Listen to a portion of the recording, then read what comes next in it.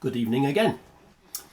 This is just a second, which you can see from the subtitle is what's happening in 1 second, and most importantly, why do we need leap seconds? So I'm going to be talking about time and motion, how motion defines time. We'll talk about what a second actually is, what can happen in 1 second, and the answer is quite a lot can happen in 1 second. We'll look at how the Earth is slowing down and why the Earth is slowing down and what are the consequences. If the Earth's rotation is slowing, does that mean seconds are getting longer? And an alternative to seconds getting longer is, do we need leap seconds? Okay, so how do we think about time? Well, ultimately, we always measure time in some way or another by looking at the motion of something. Time is a rather abstract concept, but if we see something moving, then we can use that movement to give us a measure of time. So of course, for millennia, we've measured the passage of time by looking at, for instance, the movement of the sun across the sky using a sundial, or we can use the changing phases of the moon if we want a slightly longer time period. And both of those are of course illustrated by the Tellurian that we've just been looking at. Now, if you ask yourself, what is 1 second? Well, you could say, well, that's trivial because the Earth spins on its axis once a day. And one day we divide into 24 hours and 1 hour is 60 minutes and 1 minute is 60 seconds. And therefore 1 second is just that fraction of a day, 1 over 24 times 60 times 60, or 1 over 86,400 of a day. That number, by the way, 24 by 60 by 60, that number of 86,400 will crop up more than once in this talk. So if 1 second is simply that fraction of a day, then that's all there is. That's the end of the talk, presumably. Well, okay, not quite. Let's look at how the Earth moves. The Earth moves around the Sun in an ellipse, and that means the speed it's moving changes as it goes around the Sun.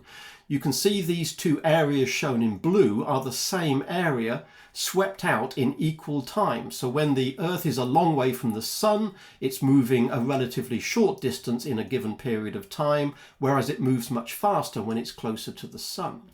So the Earth's speed around the Sun depends on its distance from the Sun, which depends on the time of year. But the rotation of the Earth on its axis doesn't change in this seasonal way. So if we look at where the Sun is in the sky, we find it changes throughout the year. If we were to photograph the Sun at the same time of day, let's imagine we did this at local noon, and took a picture of the Sun at local noon every day or every few days, we would find that the position of the Sun traces out this figure of 8, this so-called analemma.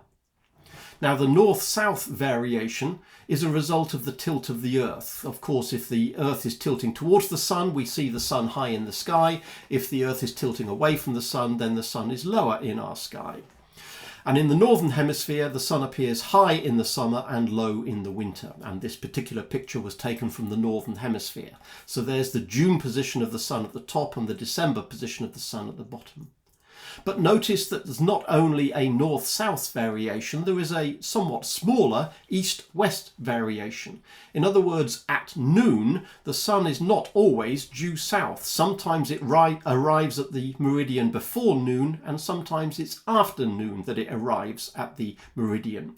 And that's the result of the speed of the Earth around the Sun changing because of its elliptical orbit. So the Sun is not a good timekeeper. In terms of working out how fast the Earth is rotating, we shouldn't be using the Sun because that gets complicated by the Earth's orbit around the Sun.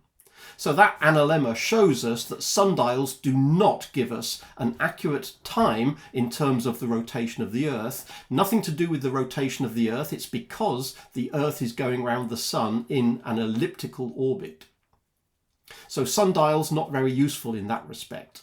If we did genuinely want to measure how fast is the Earth spinning, then sundials are not accurate enough and prone to the fact that the position of the Sun changes through the year. So if we want to know the length of a day, and in this talk the length of the day doesn't mean the time between sunrise and sunset, it means the length of time it takes the Earth to do one rotation relative to the Sun. We need a clock that's much more accurate than a sundial if we want to tell whether the rotation of the Earth is changing from one year to the next. Since 1968, the second has had a very precise definition of that many oscillations of a cesium atom, some 9 billion plus. Strictly speaking, it's the frequency of the microwave radiation that corresponds to the transition between two energy levels of a particular isotope of cesium, cesium-133. Cesium has been chosen because it has one stable isotope and all the other isotopes are radioactive and will decay, which means it's very easy to get a very pure substance using cesium atoms compared to other elements where we would get a mixture of different isotopes. So this number of oscillations of the cesium atom is called the cesium standard. And there a picture from, I guess, the late 1950s indicating what a cesium clock or an atomic clock would look like back then. Now, an atomic clock that uses cesium radiation to determine the passage of time, in principle, we ought to be able to get a precision of at least no worse than perhaps a nanosecond per day. In other words, if we set a clock going, then it shouldn't drift by more than a second in many tens of millions of years. In fact, the most accurate clocks that we have now are probably good to a second in billions of years rather than simply millions of years. NASA are developing small versions of atomic clocks called deep space atomic clocks, and these are only about the size of a toaster. If you look at the picture on the right hand side here, this little box at the top that the technicians are handling, that is an atomic clock which is small enough to go inside a spacecraft, and so space probes, regardless of whether they are close to the Earth or whether they are on the other side of the solar system, by having very accurate clocks, they're able to navigate to much higher accuracy and not rely on timings coming from the Earth.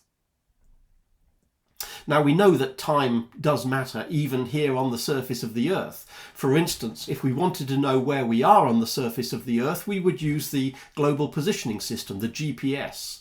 A whole load of GPS satellites are in orbit around the Earth. Each satellite has an atomic clock on board. And if you look at the graphic on the right, if we know where the satellites are, if we can work out how long each of these red lines is, by timing how long it takes a signal to get from the satellite to where we are, we can work out how long each of those red lines are and hence work out where on the surface of the Earth we would have to be in order to get that particular timing from each of these clocks on each of these satellites. But because we're using the speed of light and knowing the time difference giving us the distance from the satellite to us, if the clocks were wrong, then we would get the wrong distances and it would place us at the wrong point on the surface of the Earth. If a clock is wrong by 1 millisecond, then the distance could be wrong by 300 kilometers, because that's how far light travels in 1 millisecond. And even if it was a small error, if the clock was only wrong by 1 microsecond, that would still give us an erroneous distance which could be wrong by up to 300 meters. Not much use if we're trying to work out whether we've got the right junction on the motorway, for instance. So you can see that accuracy absolutely matters, and we need these atomic clocks to be nicely synchronized if we want to get a GPS system or any navigational system which gives us positions that are accurate to, hopefully, no worse than a meter or two. And to make sure that's true, GPS clocks are resynchronized. Although the atomic clocks ought to be good for quite a few days or even quite a few weeks, they are resynchronized every once in a while. Whenever they go over a particular base station, wherever possible, they are resynchronized every few hours to make sure that you eliminate any possible drift of those clocks to keep them as close to accurate to the nanosecond as possible. Nanosecond gives you an accuracy that's effectively less than a meter. So let's ask ourselves, does 1 second really matter? What can happen in 1 second? Well, if you think about supercomputers doing calculations, how many calculations can a supercomputer do in 1 second? Well, not 200 billion, as this red number indicates, not 200 trillion, but something closer to 200 quadrillion calculations can be done by a good supercomputer, such as the one shown in the picture. And if you remember that these supercomputers are used to do physics simulations, astrophysics simulations, for instance, a simulation of the evolution of the early universe, those simulations might run for days or weeks or even months of supercomputer time, even though the supercomputers are doing 200,000 million calculations every second. That's clearly a large number of calculations. And we know that light travels at, in old money, 186,000 miles a second, or in new money, 300,000 kilometers per second.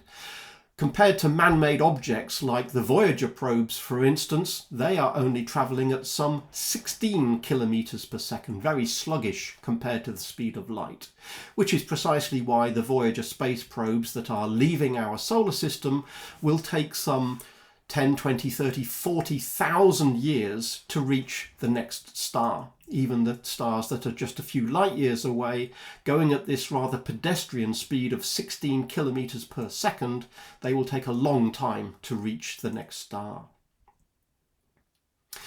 Back on Earth, we can ask ourselves what happens in 1 second.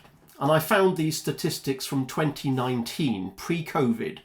I would imagine the numbers are a little bit different in the last 2 or 3 years, but it's a useful benchmark to remind ourselves what can happen in 1 second.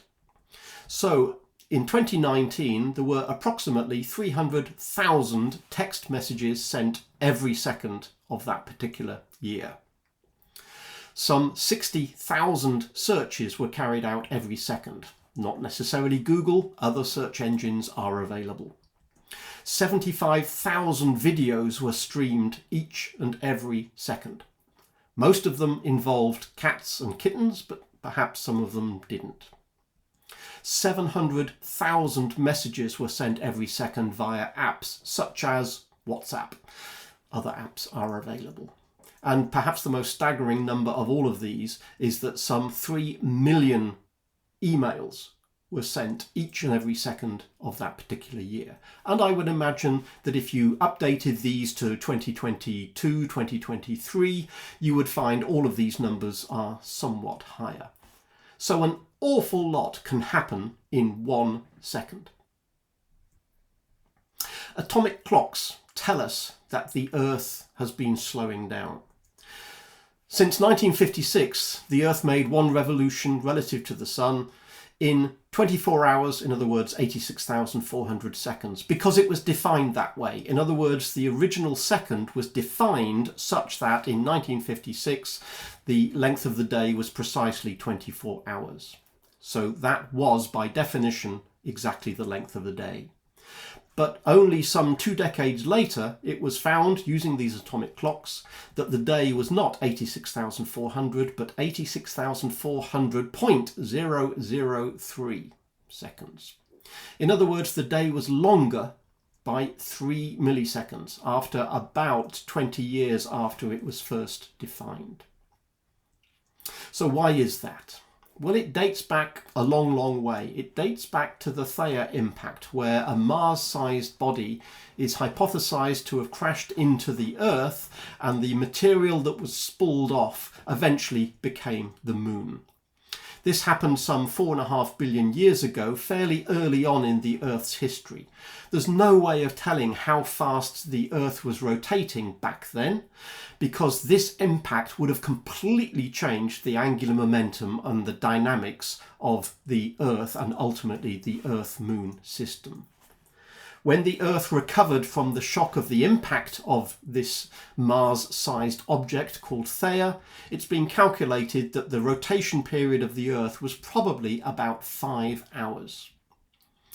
And ever since then, 4.5 billion years ago, the Earth has been slowing down from its 5-year period to something that we now think of as closer to 24 hours, and the moon has been getting slowly further away from, the moon has been getting further away from the Earth.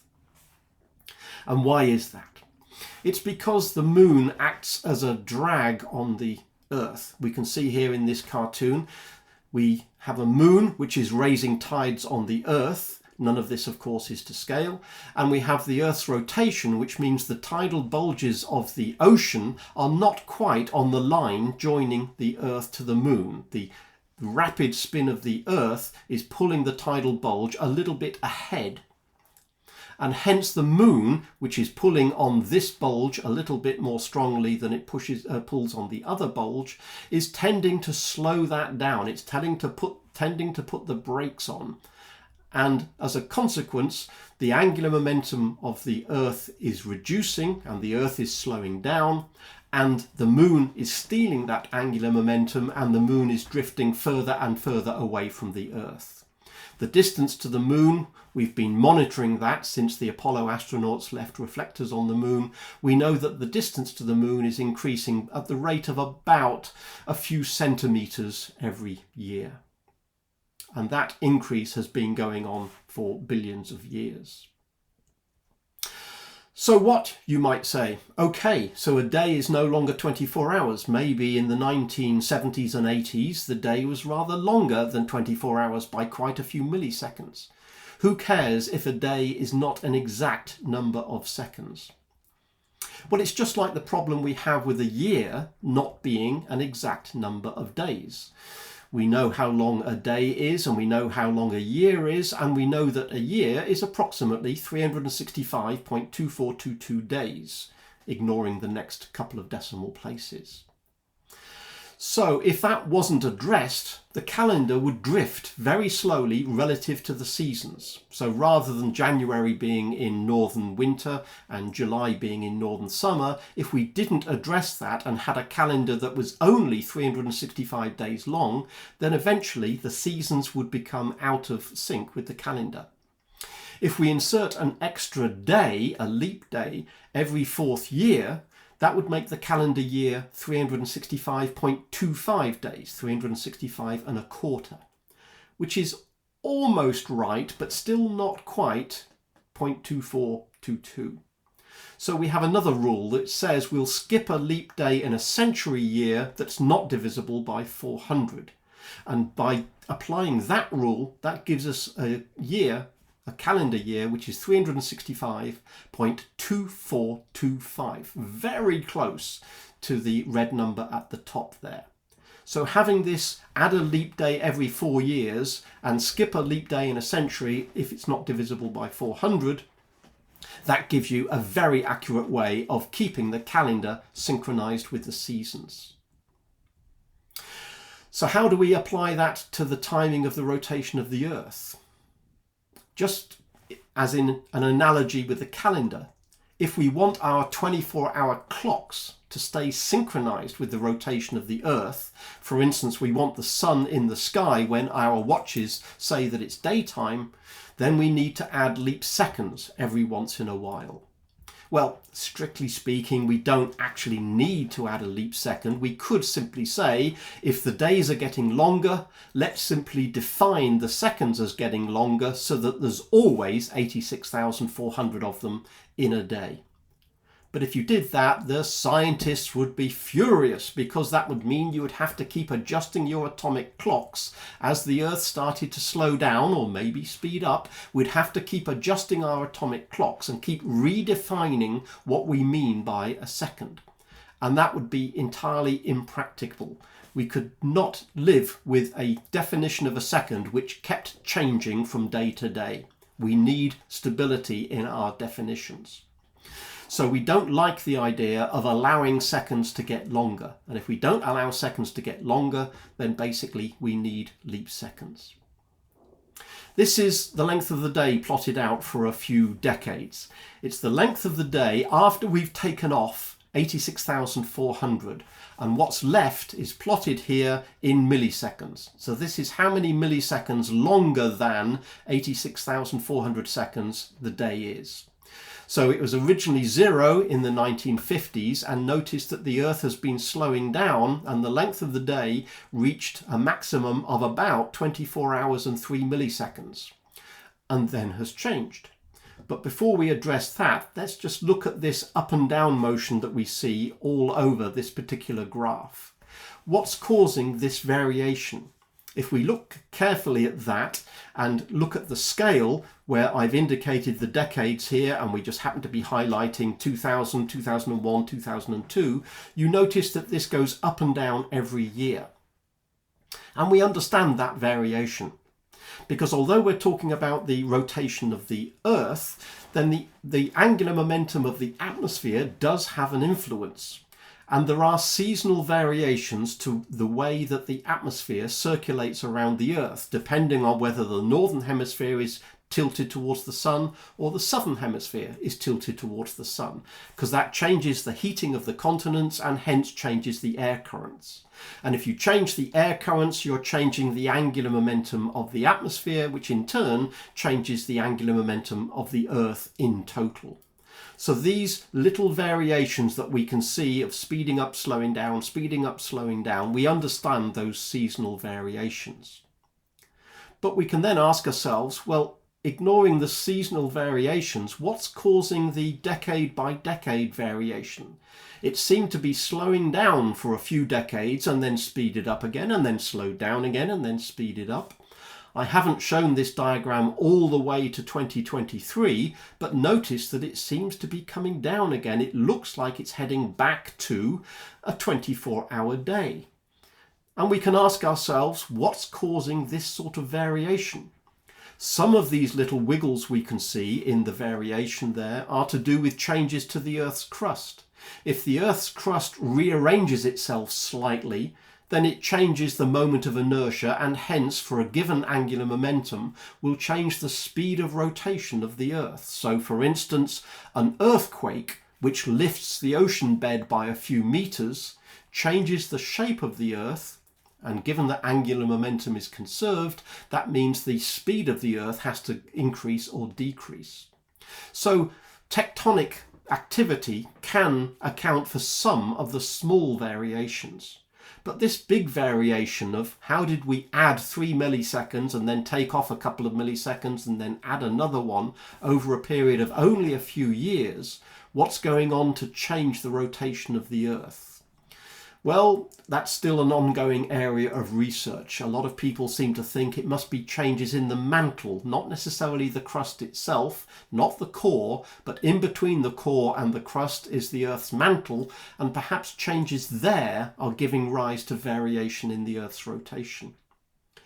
We know that long term it must be slowing down, because we know that the rotation of the Earth used to be a lot faster, and we know the moon is moving away from the Earth. So on the long time scale, we know that the rotation of the Earth must be slowing. But over a period of a few years, we're still trying to figure out why there is this particular variation.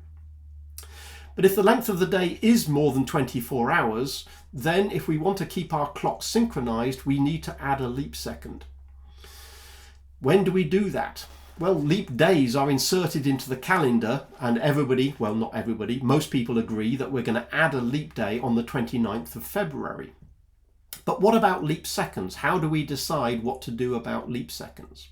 Well, that's decided by a particular body called the International Earth Rotation Service.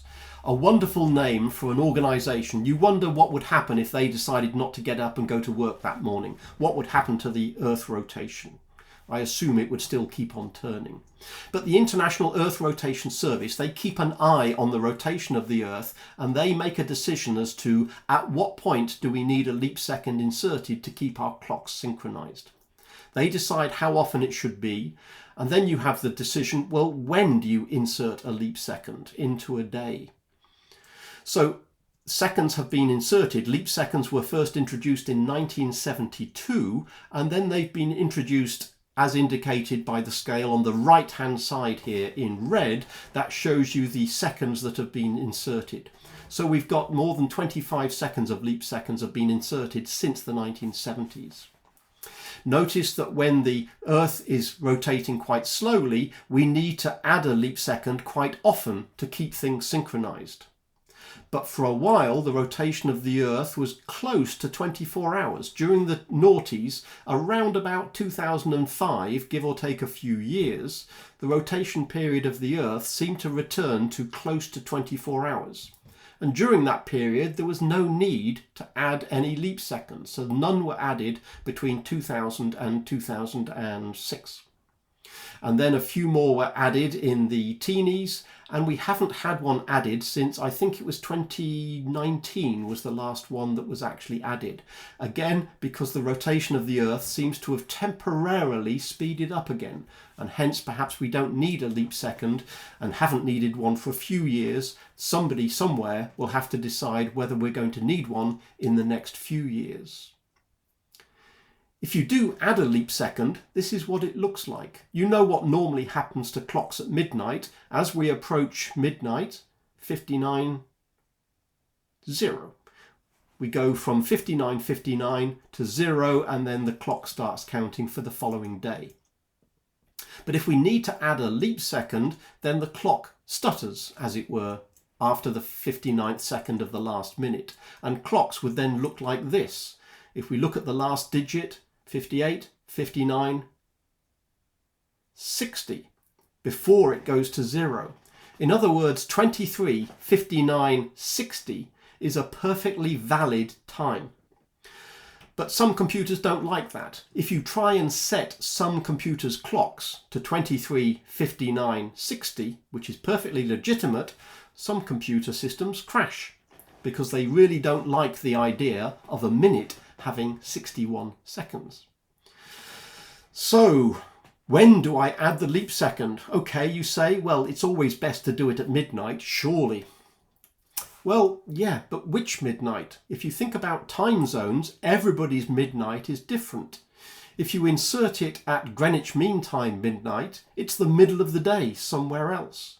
If you insert it at everybody's local midnight, that means everybody's clocks are slightly out of sync for the entire day, because Japan would set their clocks and add a leap second, and then China, and then India, and then Africa and Europe, and then a little while later the United States, which means for most of the day our clocks would be out of sync.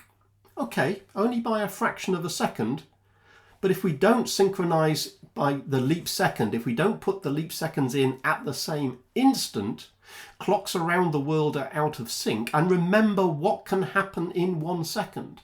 Think in particular about how much internet traffic there is, how much information, how much money is being transferred from one country to another in any particular instant.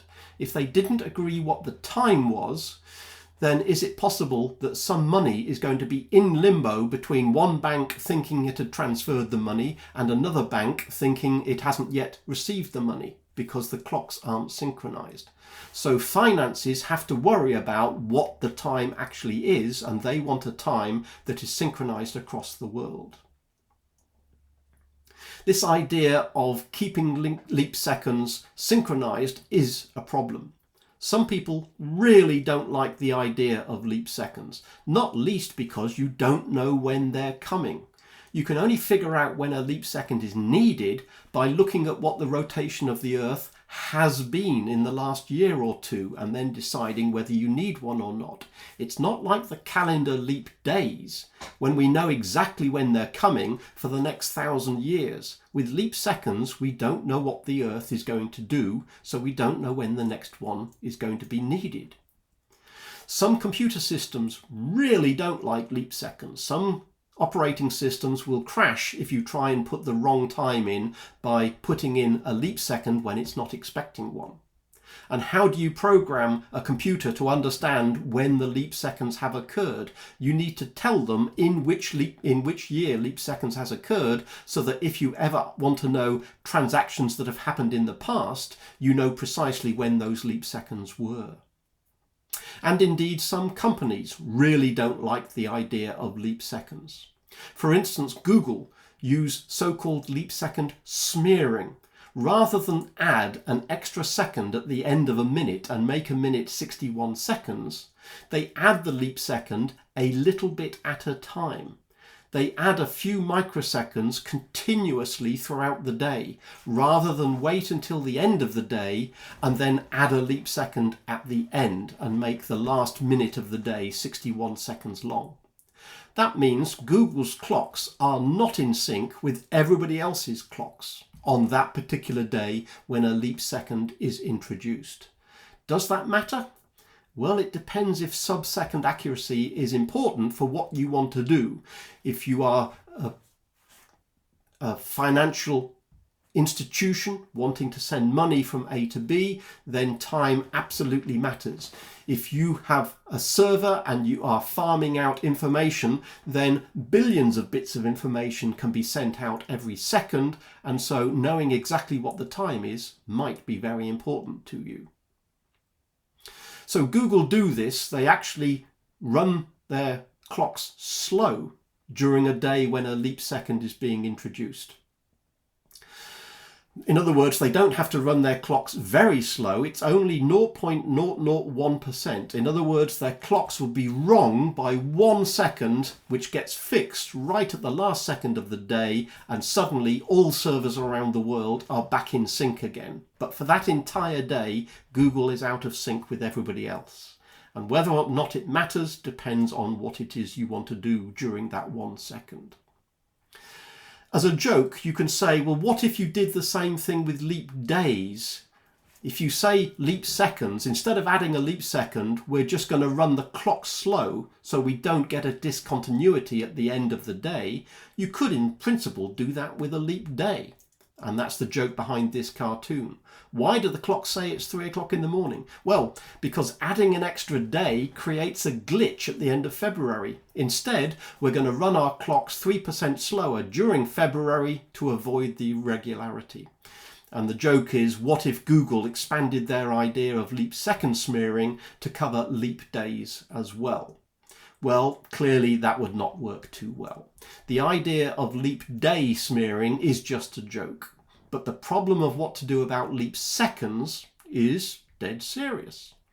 The International Telecommunication Union, which is a UN agency, was tasked with try and figure out what we do about leap seconds. We don't know when they're coming except retrospectively. So what are we going to do about this? Are we going to let the clocks drift? Or are we going to add leap seconds every once in a while, which people don't, generally speaking, like? Well, they were charged to make a decision about what to do about leap seconds, and in 2015 they made a monumental decision. They decided not to decide anything until 2023. So they decided to procrastinate. Possibly it was because they thought, well, actually the clocks, the Earth seems to be speeding up again, so maybe we're not going to need leap seconds in the next few years. So let's not rush into this. Let's just wait to see what the Earth does and then decide. But sooner or later, the Earth is going to slow down again, even though it's been speeding up the last year or two. And we will need to decide what to do about leap seconds. So maybe sometime this year, they'll make a decision. Maybe sometime this year, they'll decide to procrastinate and say, we'll make a decision next decade. So watch this space. Sooner or later, someone somewhere is going to have to decide what we do about leap seconds. So I've been telling you about how time and motion defines how we measure time, what can happen in a second, why the Earth is slowing down, and the consequences, one of which is we may or may not need leap seconds in the future. Thank you all for listening.